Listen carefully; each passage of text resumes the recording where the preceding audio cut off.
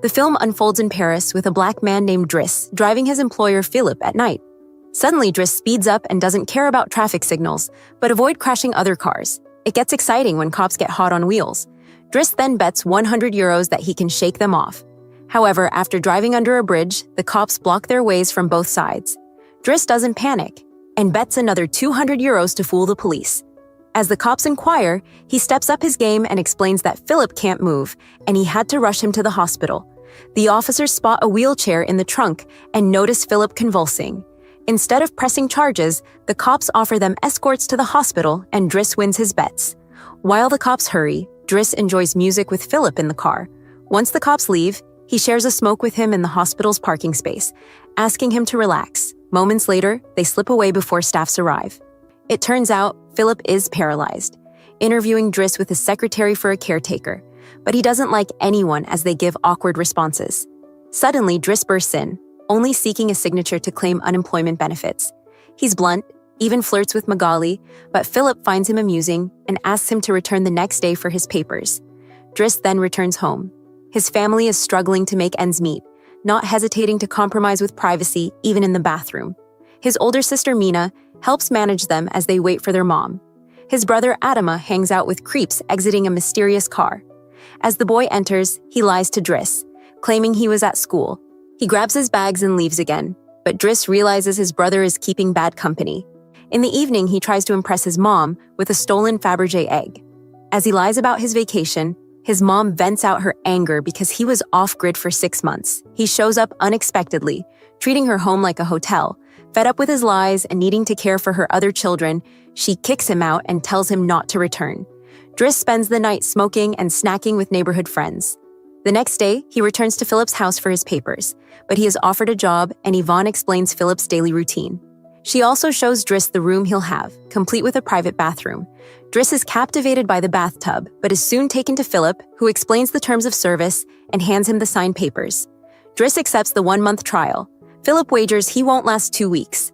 After settling in, Driss begins learning how to care for Philippe. Philippe's legs are to be kept stimulated. Apart from sitting him in the wheelchair, he needs help with showers and dressing. Soon Driss finds out he is required to help him with high stockings and cleaning him up after he uses the bathroom. Even though he throws tantrums, but eventually accepts everything as part of his duty. Later that evening, while Driss is having a snack on the roof, Philippe's daughter Elisa and her boyfriend Bastien interrupt, seeking a private spot. Driss kicks them out after refusing to share his beer. Though he makes mistakes at first, like handing the phone to Philippe instead of putting it on his ear or forgetting the baby monitor during baths, he quickly adapts to the routine and learns from them. He now sorts Philippe's mail into various folders. While he opens most letters, he's instructed not to read certain private ones. When he discovers a flyer for female escorts, he decides to create a separate file for them instead of tossing them out. Despite the less glamorous parts of the job, it has its upsides. Driss still enjoys himself, persistently flirting with Magali and occasionally calling escorts. One morning, Yvonne scolds him for being late and discovers dangerous weapons in his bag, but stays silent. Driss's task today is driving Philippe, but he refuses to treat him like cargo in the van. Instead, Driss takes Philippe in one of the fancy, rarely used cars. Philippe quickly gets excited about the faster, more thrilling ride.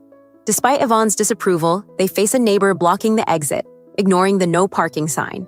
Driss quickly confronts the neighbor, grabbing him by the shirt and threatening him until he moves the car.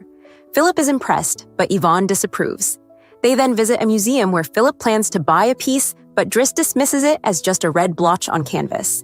Later, Philippe meets a relative who expresses concern about Driss's violent tendencies and criminal record, but Philippe ignores him. He values Driss for treating him normally and joking around. After another failed flirtation with Magali, Driss has dinner with Yvonne while listening to Philippe dictate a letter to Magali. Yvonne turns off the baby monitor and explains that Philippe's private letters are from a pen pal named Eleanor, whom he's never met in person. Their relationship is entirely through letters. As Driss heads to bed, he teases Yvonne about the gardener's constant glances at her. Driss hears strange noises from the baby monitor and finds Philippe struggling to breathe.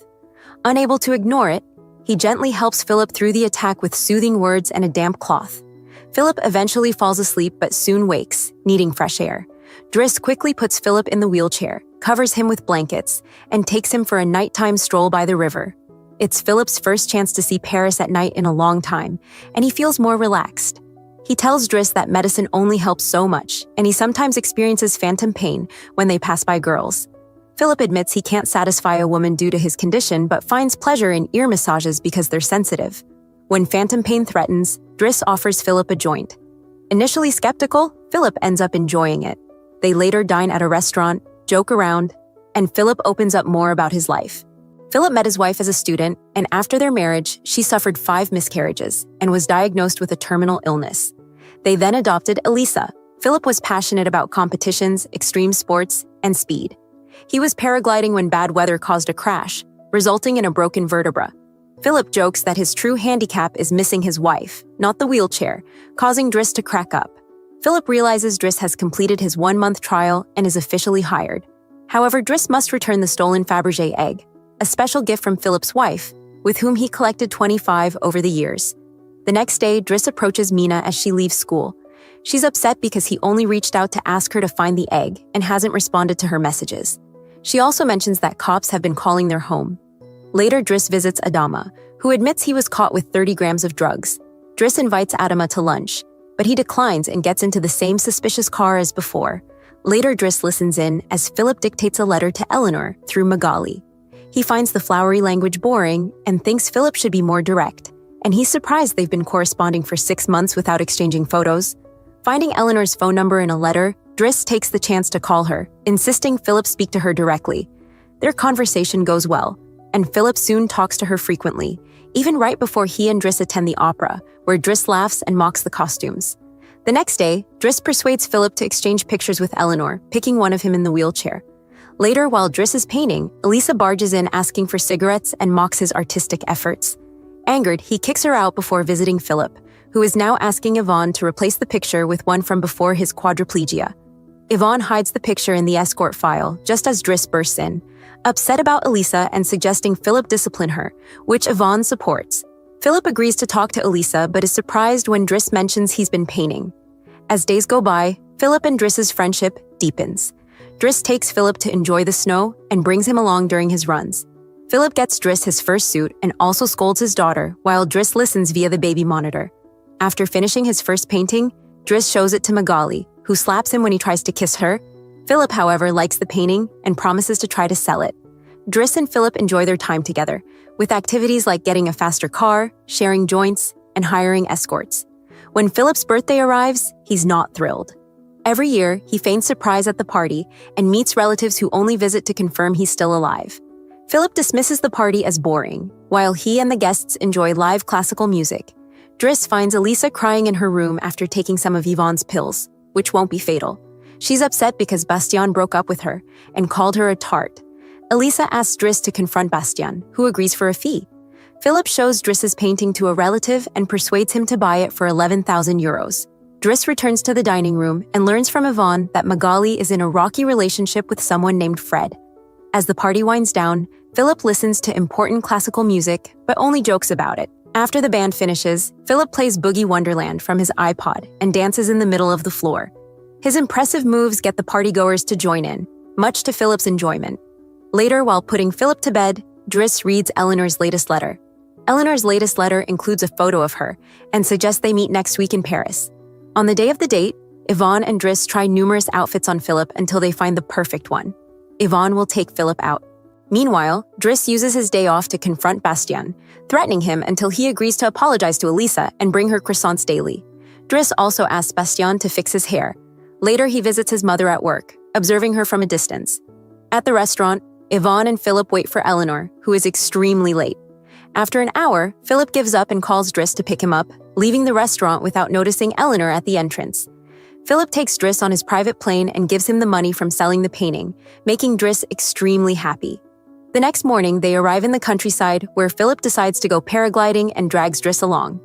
Initially terrified, Driss eventually enjoys the experience. Upon returning home, Driss finds Adama waiting and scolds him for the scars on his face.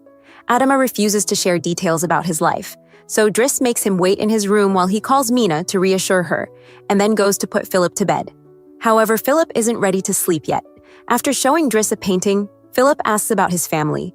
Initially reluctant, Driss reveals that Adama isn't his biological brother, and his parents are actually his aunt and uncle. They brought him from Senegal at age 8 because they couldn't have children. Driss's real name is Bakari Busari, but he was called Idris to avoid confusion with other kids, and it eventually became Driss. His aunt later conceived, and after his uncle's death, there were new men and more children. Philippe, noting that Adama needs discipline like Elisa, decides to fire Driss so he can be with his family, as he can't spend his life caring for an old man. The next morning, Bastien arrives with croissants and a new hairstyle. As Driss packs to leave, Magali comes to say goodbye. When Driss tries to flirt one last time, Magali introduces him to her partner Fred. It turns out Magali isn't interested in men, so Driss gives up immediately and leaves the house. Driss returns the baby monitor to Yvonne, teasing her for misleading him about Magali. In return, she gives him the escort file he started, and he's disappointed to find the chosen photo hidden inside. Driss throws away the file, but keeps the photo. Outside, he discovers another car blocking the entrance. Driss asks the driver to move the car, even though he no longer works there. When Adama calls him out, Driss stands by his decision. Later, the two brothers pick up their mother at the station. Meanwhile, Philippe tries his new caretaker, who is dull and stuffy, and decides to leave without eating. With Yvonne out on a date with the gardener, nobody insists Philippe. Driss returns to his old life, reconnecting with friends and telling the men from the suspicious car to leave Adama alone. He also goes to an interview, despite lacking the required experience. Driss impresses the employer by being pragmatic and leveraging his art knowledge from working with Philippe, securing a job as a driver. Philippe dislikes his new caretaker and remains in a bad mood. One night, he refuses help for his phantom pain, so Yvonne calls Driss to come over. They end up in the same situation as before, with cops initially chasing them and later escorting them to the hospital. After this adventure, Driss drives Philippe to the coast, where the sea helps Philippe relax. Later, Driss trims Philippe's overgrown beard before taking him to lunch at a restaurant. Driss doesn't stay, as someone else will be keeping Philippe company. He wishes Philippe luck, returns the Fabergé egg, and leaves. Philippe worries about being alone until he sees Eleanor, who is delighted to see him and is unfazed by the wheelchair. Meanwhile, the real Count Philippe, possibly from Bordeaux, now lives in Morocco and remarried with 2 daughters.